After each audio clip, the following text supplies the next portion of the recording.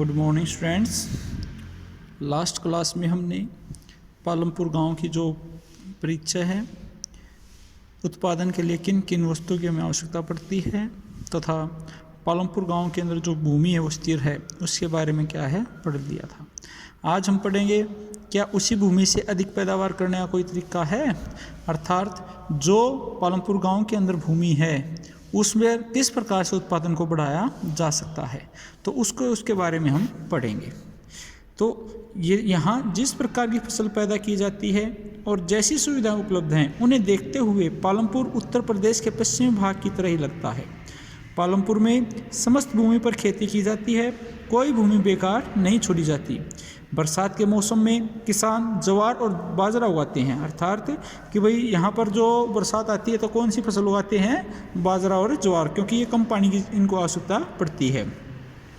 इन पौधों को पशुओं को चारे के लिए प्रयोग में लाया जाता है। इसके बाद अक्टूबर और दिसंबर के बीच आलू की खेती की जाती है। सर्दी का मौसम रबी में खेतों में गेहूँ उगाया जाता है। उत्पादित गेहूं में से परिवार के खाने के लिए रखकर शेष गेहूं को किसान रायगंज की मंडी में बेचकर आते हैं। मतलब कहाँ पर बेचकर आते हैं अपने उत्पादन को? रायगंज की मंडी के अंदर। भूमि के एक भाग में गन्ने की खेती की जाती है, जिसकी वर्ष में एक बार कटाई होती है, अर्थात जो हमारा हमें पता है जो गन्ना है वो कितने साल की फसल होती है? 1 साल की क्या होती है? फसल होती है। गन्ना अपने आप में कच्चे रूप में या गुड़ के रूप में शाहपुर के व्यापारियों को बेचा जाता है, या तो फिर गन्ना क्या कर दिया सीधा बेच देते हैं, या फिर गन्ने से क्या बनाकर गुड़ बनाकर लोग उद्योगों में पढ़ेंगे हम इसके बारे में। पालमपुर में एक वर्ष में किसान 3 अलग अलग फसलें इसलिए पैदा कर पाते हैं क्योंकि वहाँ सिंचाई की सुविधा विकसित है। क्योंकि भाई एक वर्ष में 3 फसलें लेते हैं, क्यों? क्योंकि वहाँ पर ट्यूबवेल, बारिश, इसके साथ साथ नहरी पानी की भी क्या बेटे सुविधाएं हैं। पालमपुर में बिजली जल्द ही आ गई थी। उसका मुख्य प्रभाव यह पड़ा कि सिंचाई की पद्धति ही बदल गई। तब तक किसान कुओं से रहट के द्वारा पानी निकालकर छोटे छोटे खेतों में सिंचाई किया करते थे। लोगों ने देखा कि बिजली से चलने वाले नलकूपों से ज़्यादा प्रभावी ढंग से जो सिंचाई है वो की जा सकती है। प्रारंभ में कुछ नलकूप सरकार द्वारा लगाए गए थे, पर जल्द ही किसानों ने अपने निजी नलकूप लगाने प्रारंभ कर दिए। फलस्वरूप 1970 के दशक के मध्य तक 200 हेक्टेयर के पूरे जुते हुए क्षेत्र की सिंचाई होने लगी। मतलब गांव में कोई भी ऐसा क्षेत्र नहीं था जहां पर क्या नहीं होती बेटे, सिंचाई नहीं होती है। उसके बाद देखिए पैराग्राफ में पढ़ेंगे, भारत में सभी गांवों में ऐसी उच्च स्तर की सिंचाई व्यवस्था नहीं है। मतलब सभी गांवों में क्या बेटे सिंचाई व्यवस्था कहाँ पर पाई जाती है? पालमपुर में बहुत अच्छी है। नदियाँ मैदानों के अतिरिक्त हमारे देश के तटीय क्षेत्र में अच्छी सिंचाई होती है। इसके विपरीत पठारी क्षेत्र जैसे दक्षिणी पठार में सिंचाई कम होती है। देश में आज भी कुल कृषि क्षेत्र के 40% से भी कम क्षेत्र में सिंचाई होती है। शेष क्षेत्र में खेती मुख्यतः वर्षा पर निर्भर करती है। मतलब 60% जो हमारी भूमि है उस पर सिंचाई की सुविधा हमारे पास नहीं है। क्लियर? उसके बाद आता है एक ही वर्ष में किस प्रकार से पैदावार को बढ़ाया जा सकता है। उसके लिए कितनी तकनीक है बेटे? 2। एक वर्ष में किसी भूमि पर एक से ज़्यादा फसल पैदा करने को बहुविध फसल प्रणाली कहा जाता है। मतलब एक से ज़्यादा जब हम फसल बोएंगे तो उसे क्या कहेंगे? बहुविध फसल प्रणाली कहेंगे। यह भूमि के किसी एक टुकड़े में उपज बढ़ाने की सबसे सामान्य प्रणाली है। मतलब एक फसल के साथ दूसरी फसल को क्या कर दिया जाता है बेटे? बो दिया जाता है। पालमपुर में सभी किसान कम से कम 2 मुख्य फसल लेते हैं। कई किसान पिछले 15-20 वर्षों से तीसरी फसल के रूप में आलू पैदा भी कर रहे हैं। अर्थात अब भाई देखो, एक बार तो खेत से क्या किया जाए, एक ही फसल ली जाए तो उत्पादन कैसा होगा? कम होगा। दूसरा, खेत से क्या ली जाए? 2 फसल ली जाए तो उत्पादन कितना होगा? 2 गुना होगा। और अगर खेत से कितना ले ली जाए? 3 फसलें ले ली जाए तो उत्पादन कितना होगा बेटे? 3 गुना होगा। आपने देखा है कि एक ही जमीन के टुकड़े से उत्पादन बढ़ाने का एक तरीका बहुविध फसल प्रणाली है। दूसरा तरीका वो अधिक उपज बोने के लिए खेती में आधुनिक कृषि विधियों का प्रयोग है। क्लियर है? तो पहला कौन सा बेटे? हमारा बहुविध फसल प्रणाली। सेकंड अपना आधुनिक कृषि विधियों का प्रयोग। उपज को भूमि के किसी टुकड़ों में एक मौसम में पैदा की गई फसल के रूप में मापा जाता है। 1960 के दशक तक मध्य तक खेती में पारंपरिक बीजों का प्रयोग किया जाता था, जिनकी उपज अपेक्षाकृत कम थी। मतलब जो हम 1960 तक, मतलब जब तक हमारे यहाँ पर क्या नहीं आई थी बेटे, हरित क्रांति नहीं आई थी, तब तक हम किसका प्रयोग करते थे, पुराने बीजों का प्रयोग करते थे, जिसके कारण उत्पादन कैसा होता था बेटे, कम होता था। परंपरागत बीजों को कम सिंचाई की आवश्यकता होती थी। किसान उर्वरकों के रूप में गाय या गोबर के दूसरी प्राकृतिक खाद का प्रयोग करते थे। यह सब किसानों के पास तत्काल ही उपलब्ध थे, उन्हें इनको खरीदना नहीं पड़ता था। अर्थात जैसे भाई गोबर है, गाय भैंस पालते थे, तो घर में ही क्या हो जाती थी बेटे, खाद वगैरह उपलब्ध हो जाती है, जिसके कारण नहीं खरीदना पड़ता था। लेकिन 1960 के दशक के अंत में हरित क्रांति ने भारतीय किसानों को अधिक उपज वाले बीजों के द्वारा गेहूं और चावल की खेती करने के तरीके सिखाए। मतलब हरित क्रांति आई, उससे क्या हुआ कि हमारे देश के अंदर जो HYV सीड्स हैं वे उपलब्ध होने शुरू हो गए। परंपरागत बीजों की तुलना में HYV बीजों से एक ही पौधे से ज़्यादा मात्रा में अनाज पैदा होने लगा। इसके परिणाम स्वरूप जमीन के उसी टुकड़े में पहले की अपेक्षा कहीं अधिक अनाज की मात्रा पैदा होने लगी।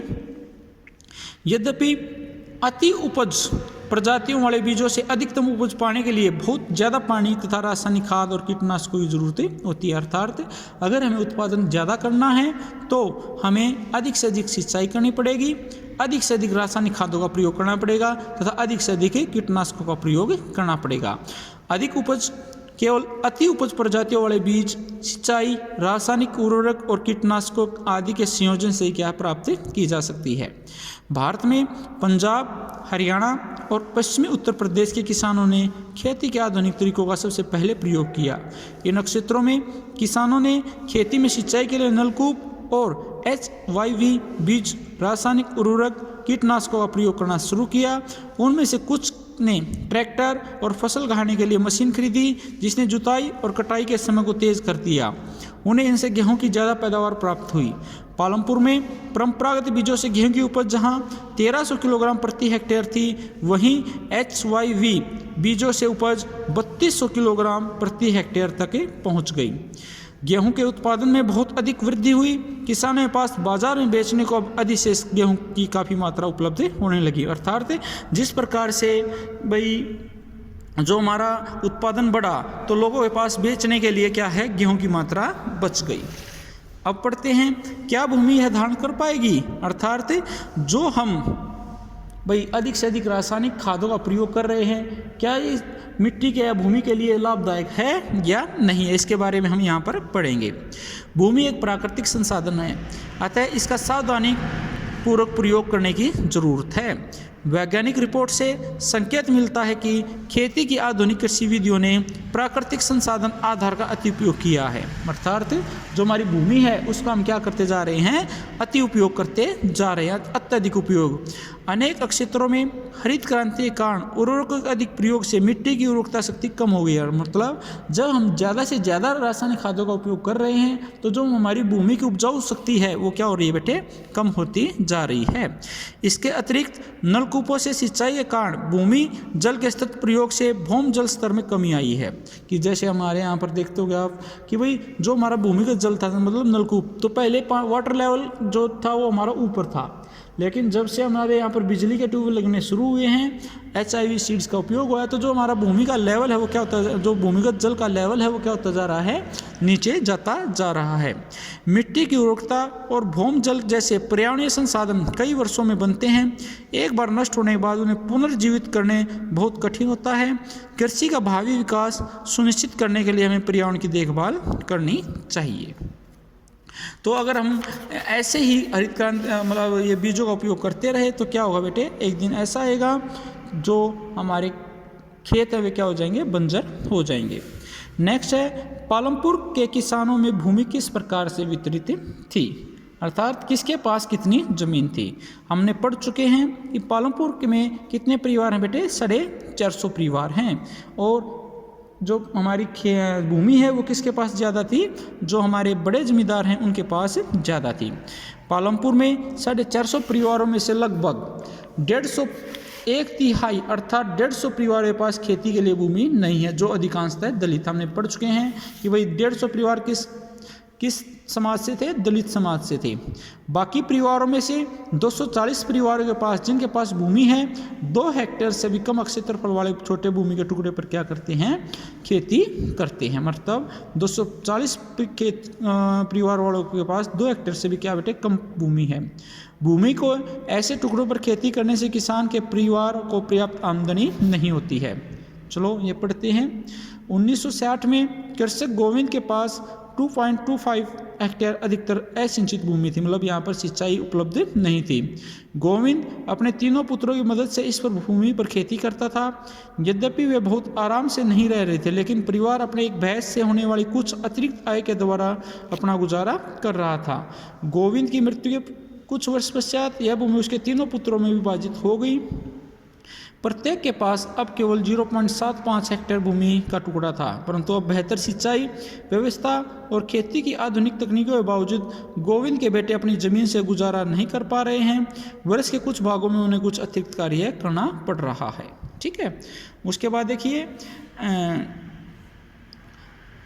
इन पर छोटे खेती करते हैं। दूसरी ओर गांव के आधे से ज़्यादा क्षेत्र में काफ़ी बड़े आकार के प्लॉट हैं।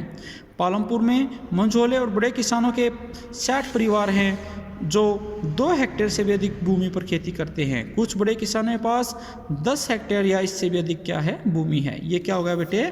जो हमारा पालमपुर गांव के अंदर किस प्रकार से जो भूमि है वो वितरित है।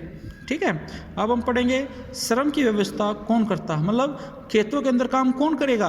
कौन करेगा? या तो जिसके पास भूमि नहीं है वो करेगा, या फिर जो छोटे किसान है जिसके पास 2 हेक्टेयर से कम भूमि है वो करेंगे। ठीक है, चलो पढ़ते हैं। भूमि के पश्चात श्रम उत्पादन का दूसरा आवश्यक कारक है। भाई हमने पढ़ लिया है उत्पादन के कारक कितने थे? 4। फर्स्ट भूमि, सेकंड श्रम, थर्ड पूंजी और फोर्थ मानव पूंजी। ठीक है, खेती में बहुत ज़्यादा परिश्रम की आवश्यकता होती है। छोटे किसान अपने परिवारों के साथ अपने खेतों में स्वयं कार्य करते हैं, मतलब जिसके पास 2 हेक्टेयर से ज़्यादा कम भूमि है वो क्या करते हैं बेटे? अपने जो घर के मेंबर हैं, परिवार के सदस्य, उन्हीं के साथ क्या करते हैं? श्रम की व्यवस्था करते हैं।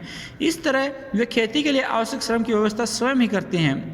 मंझोले और बड़े किसान अपने खेतों में काम करने के लिए दूसरे श्रमिकों को किराए पर लाते हैं।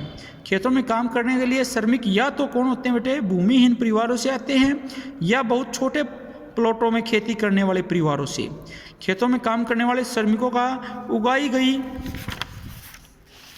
फसल पर कोई अधिकार नहीं होता, अर्थात जो क्या करते हैं? खेती करते हैं, मतलब जो खेतों के अंदर काम करते हैं तो जो फसल का उत्पादन होता है उनके ऊपर किसी प्रकार क्या नहीं होता बेटे? हिस्सा नहीं होता, बल्कि उन्हें उन किसानों द्वारा मजदूरी मिलती है जिनके लिए वे काम करते हैं। मजदूरी नगद या वस्तु जैसे अनाज के रूप में हो सकती है। कभी कभी श्रमिकों को भोजन भी मिलता है। मजदूरी एक क्षेत्र से दूसरे क्षेत्र में अलग अलग है तथा एक फसल से दूसरे फसल और खेतों में एक से दूसरे कृषि कार्यों के लिए अलग अलग होती है। रोज मतलब जैसे मजदूरी एक क्षेत्र से दूसरे क्षेत्र में, जैसे हमारे यहाँ पर मजदूरी कुछ है, बिहार के अंदर मजदूरी कुछ है। दूसरा, एक फसल से दूसरी फसल, जैसे गेहूं की कटाई के लिए मजदूरी अलग मिलेगी और धान की कटाई के लिए मजदूरी अलग मिलेगी। इसके साथ साथ खेत में एक से दूसरे कृषि कार्य के लिए भी अलग अलग, जैसे बुआई के लिए अलग मजदूरी, कटाई के लिए अलग मजदूरी। रोजगार की अवधि में भी काफ़ी भिन्नताएं पाई जाती हैं। खेतों में काम करने वाले श्रमिक या तो दैनिक मजदूरी के आधार पर कार्य करते हैं या उन्हें विशेष जैसे कटाई या पूरे साल के लिए काम पर रख लिया जाता है। डाला, पालमपुर में एक व्यक्ति का नाम क्या है बेटे? डाला। पालमपुर में दैनिक मजदूरी पर काम करने वाला एक भूमिहीन श्रमिक है। इसका मतलब है कि उसे लगातार काम ढूंढते रहना पड़ता है। सरकार द्वारा खेतों में काम करने वाले श्रमिकों के लिए एक दिन का न्यूनतम वेतन 115 रुपये निर्धारित किया गया है, लेकिन डाला को मात्र 80 रुपये मिलते हैं। देखो सरकार ने तो कितने तय कर रखे हैं? 115 रुपये, लेकिन डाला को कितने मिल रहे हैं? 80 रुपये। क्यों? क्योंकि पालमपुर में खेतीहार श्रमिकों की संख्या क्या है? बहुत ही ज़्यादा है, इसलिए लोग कम वेतन पर भी काम करने के लिए क्या हो जाते हैं बेटे? सहमत हो जाते हैं। डाला अपनी स्थिति के बारे में रामकली से शिकायत करता है, जो कि एक